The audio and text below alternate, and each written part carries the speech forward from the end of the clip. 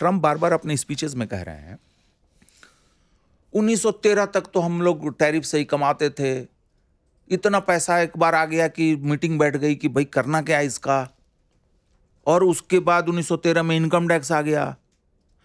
बाकी तो हालांकि उनका ये बहुत सिंपलिस्टिक एनालिसिस है, लेकिन फिर भी अगर मान लिया जाए इसको, तो भाई साहब 1913 में जो आपके यहाँ सामान बेचता था वो ज़्यादातर यूरोपियंस थे, और वो सामान जो बेचते थे वो दुनिया भर से लूट के लाते थे, फ्री में लाते थे, कम दाम पे लाते थे, क्योंकि उनकी दुनिया भर में कॉलोनीज थी, अफ्रीका में, एशिया में, लैटिन अमेरिका में।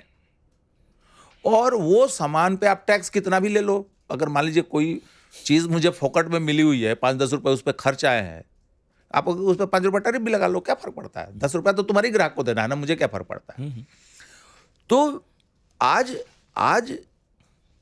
लगभग 60 साल 70 साल हो गए कि यूरोप के पास कॉलोनी नहीं है, इसीलिए यूरोप की हालत बुरी है।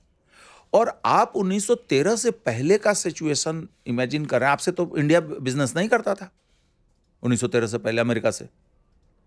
तो एक तो लॉजिक यहां फेल है। दूसरा, यूरोप को यह भी समझना चाहिए कि लोग आपसे क्यों वो हो रहे हैं। सिंगापुर तो कैपिटलिस्ट कंट्री है, वो क्यों रो रहा है, उसका प्राइम मिनिस्टर आके सोशल मीडिया पे। पॉइंट ये है कि आप कभी, जैसे अभी रूस यूक्रेन युद्ध होता है तो आप उसका पैसा दबा देते हो।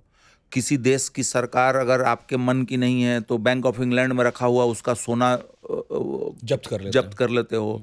आपको किसी देश के राष्ट्रपति से दिक्कत है तो उस देश के उद्योगपतियों का लंदन में घर है तो उस पर ताला मार देते हो। तो आज क्यों डी डॉलराइजेशन की बात हो रही है? क्यों? आप सोचिए कि भारत ने भी, अभी प्राइम मिनिस्टर मोदी गए, यूएई गए थे जब पिछली बार, तो न्यूज़ आई थी कि अब हम लोग यूएई आपस में बिजनेस करेंगे, अपने वो दिरहम में करेंगे, दिरहम जो भी है वहाँ का, और हम रुपया में करेंगे। तो क्यों? क्योंकि मजे की बात आप सुनिए, आप यहाँ से जाइए श्रीलंका घूमने, तो पैसा ट्रांसफर करिए डॉलर में, फिर जाइए कोलंबो, फिर उस डॉलर को दीजिए और उनका लोकल कर। अरे भैया, ऐसा क्यों नहीं हो सकता कि मैं सिंहली रुपया खरीदूं और जाके वहां सिंहली रुपया खर्चा करूं? बस सिंपल। या कोई श्रीलंकन वैसे ही करे, रुपया खरीदे आए। ये बीच में डॉलर का कमीशन देना, और आपको याद होगा ट्रंप ने हड़काया है कि तुम लोग डॉलर के खिलाफ कुछ करोगे तो मैं छोड़ूंगा नहीं, उन्होंने लिखा था। तो कहानी सर सिर्फ टैरिफ की नहीं है, पॉलिटिक्स। ये जो ओलिगार्क्स हैं, अमेरिकन ओलिगार्क्स, आप कभी हेज फंड्स का देखिएगा, ब्लैक रॉक या बहुत सारे और लोग हैं, इनका पढ़िएगा कि ये लोग कितना कितना पैसा मैनेज करता है। कोई 10 ट्रिलियन, कोई 12 ट्रिलियन, कोई 15 ट्रिलियन। और हमेशा एक बात ध्यान रखिए, हम आज हमारे देश में ये फैशन अब चल रहा है, पैसिव इनकम।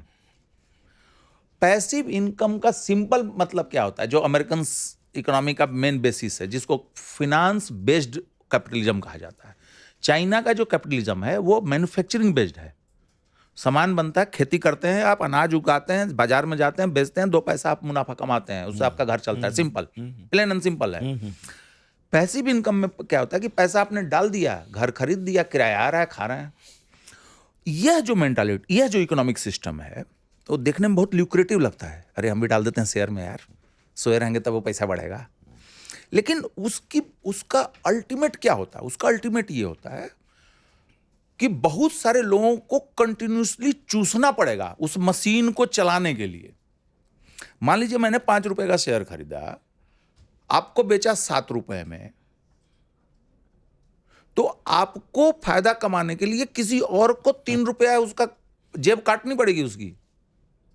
तो वेस्टर्न कैपिटलिज्म जो है इसी में वो हो गया। और इसका लास्ट पॉइंट आपको बताऊं कि चूंकि डॉलर दुनिया की रिजर्व करेंसी है, तो मान लीजिए हमने आपसे कर्जा उठाया, तो हमने आपसे कर्जा उठा लिया और उतने का डॉलर छाप दिया। आपने, रिजर्व बैंक ऑफ इंडिया ने रिपोर्ट जारी की कि हमारे पास 500 अरब डॉलर का डॉलर में रिजर्व है। मान लीजिए, अच्छा डॉलर रखे हो यार, 500 अरब डॉलर छाप दो, वो थोड़ी निकालने जा रहा है। तो हुआ क्या कि इतना नोट आया और अमेरिकन जनता बहुत लंबे समय तक 1%, 1.25%, %0.5, 2% ब्याज पर टीवी लाओ, वॉशिंग मशीन लाओ।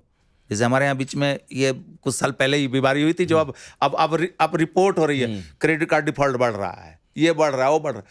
फिनांस बेस्ड, पैसा एक विनिमय का साधन था, लेकिन लोगों ने पैसे को प्रोडक्ट बनाया और अमेरिका एग्जैक्टली यही किया।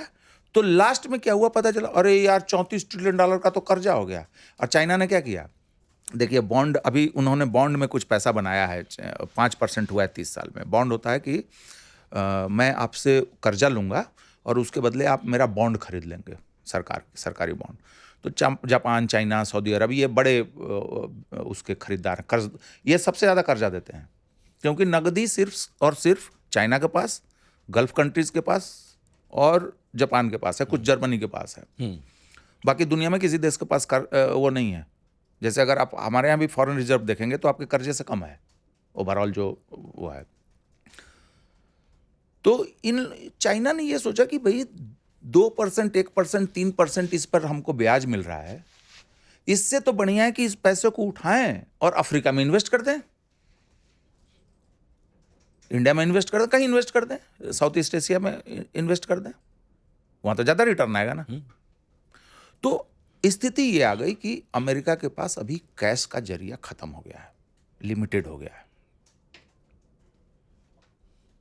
इसीलिए वो तात्कालिक रूप से ये चाहते हैं कि कुछ कैश आ जाए, टैरिफ टूरिफ करके, निगोशिएट करके, और अगर ये चीजें काम कर गई तो कुछ 20-30 साल इसी पर खींच लिया जाएगा।